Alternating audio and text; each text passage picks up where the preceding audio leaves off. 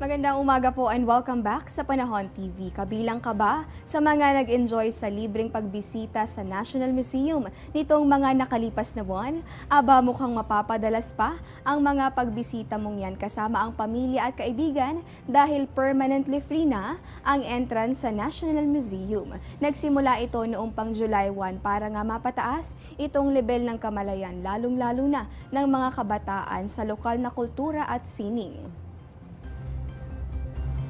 At eto, para good vibes ka maghapon, naniniwala ka bang posibleng magkaroon ng special bond ang isang aso at isda?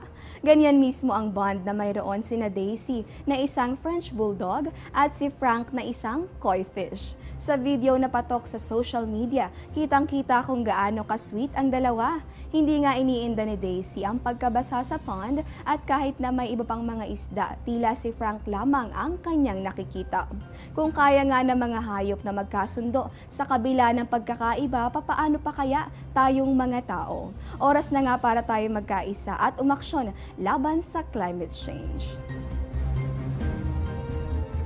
At yan po muna ang latest mula rito sa Pag-asa DOST. Ito po ang Panahon TV kung saan walang pinipiling panahon ang pagbibigay impormasyon. Maaari niyo po kaming sundan sa aming mga social media accounts para po sa iba pang updates.